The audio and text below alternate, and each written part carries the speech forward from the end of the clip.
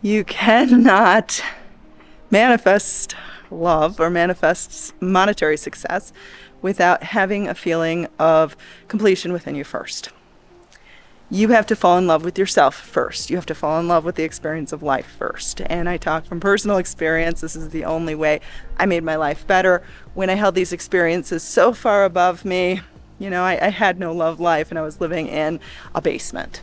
If you think having the perfect partner is going to give you a sense of happiness, give you a sense of inner peace that you don't already have, a sense of security that you don't already have, like not only will you push out that experience, but even if you were to manifest it, it would not actually give you the feelings that you think it would.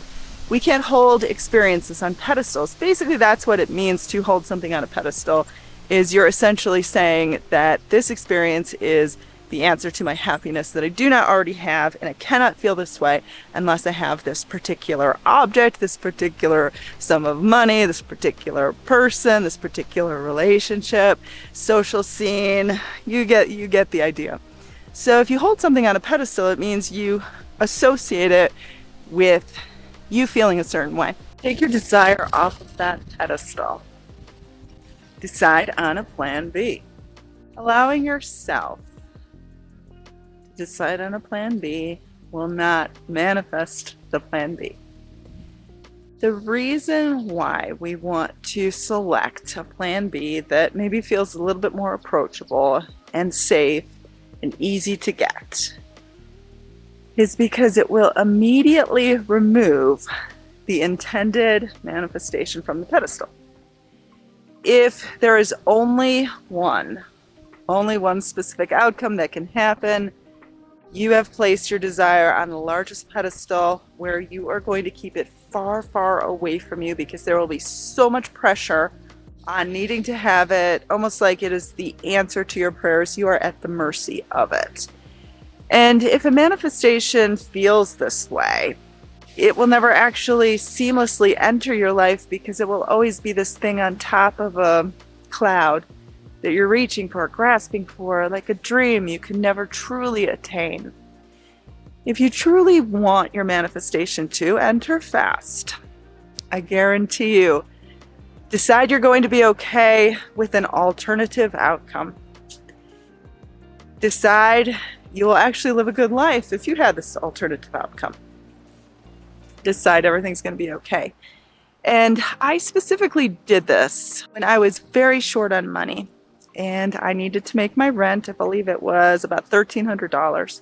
This was a number of years ago. I had rented a place that I really couldn't afford. I didn't know how I was going to afford it. And I had been lucky up until that point, but this was a really unusually bad month. And I just wasn't making any money. Like, money was just not coming to me. And I had all this anxiety. Like, oh my God, what is going to happen if I don't make my rent money? And my plan B in this particular scenario was, well, if I am evicted from my apartment, which obviously I didn't want, but if that outcome happened, I would be able to move in with my grandmother, free of rent. Yes, it would be a basement. Yes, it would be the place that I came from that I didn't want to move back into. But yes, it would be okay. Like, I would be able to sleep at night. I would still have a good life. I would still have my cats. Like, things would actually be okay. Wasn't the result I wanted. I wanted to make the money to make the rent. It wasn't the result I wanted, but I would survive. I would be okay. I would still lead a good life. I would still have the opportunity to get another apartment. Like, the world wouldn't necessarily be over. Again, this wasn't the outcome I wanted. This was basically me feeling safe inside, and I immediately felt better. Like, I immediately felt like, oh my gosh, it's gonna be okay. My life is going to be okay. My life is not going to be over. I'm going to survive. I'm going to thrive, have a chance at a new apartment at some point. It's going to be okay. And this is essentially what creating that plan B is about. You're not saying that this is what you actually want.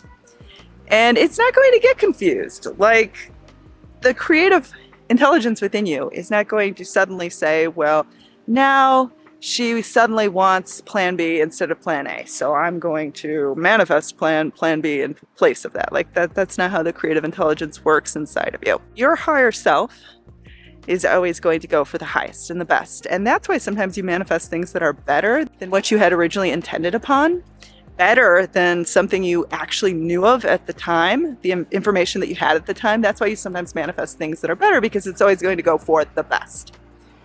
Now, when I say better, don't let this freak you out. Like, I have to have this specific desire, or there couldn't possibly be a better. Trust me, there could be a better. The point is, you're going to get the best. So it's going to be your preference of the best. It's not going to be someone else's preference of the best forcing it upon you.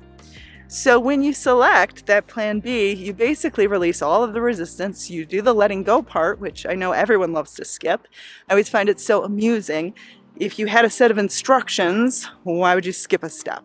Like, why would you say to yourself, well, I'm smarter than the instructions and I'm just going to skip this step because it doesn't apply to me? Of course it applies to you. And if you have been struggling in your manifesting, it's probably because you have failed to release the resistance off of your important desire. I'm going to guess that this is the reason why you haven't succeeded yet, because this is the reason why most people haven't succeeded yet. You have to choose to release that grip, that tight grip upon needing to have your desire for dear life. You have to no longer have it be this dreamlike thing that you are reaching for and grasping for. And you know what? It may lose its shininess. It may lose its appeal in some ways when you release that grip. But if you're constantly gripping upon a thing, it's always going to remain an idea in your mind that you can never actually have. And this is why inventing this plan B in mind allows you to release resistance. It isn't going to be confusing because creative intelligence is more intelligent than you could ever be. So how is it going to get confused? I always find that amusing as well, that we somehow say that creative intelligence is going to get confused by something we did. That doesn't make sense.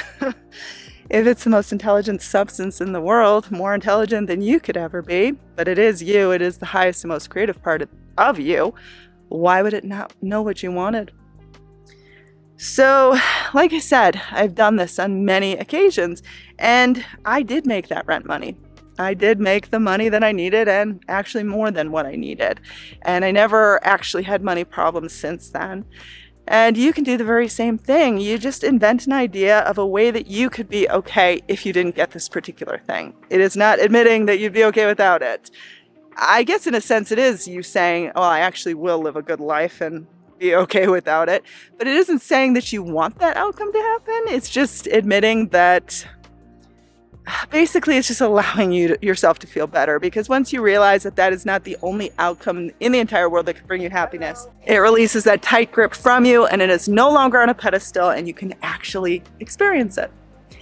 Enroll in my free 10-day Manifesting Miracles course. Do it now. What are you waiting for? StudyWithVeronica.com. Subscribe to experience instant manifestation. Learn how to do it. And get my personal mentorship at DreamLifeByVeronica.com. Have an amazing day.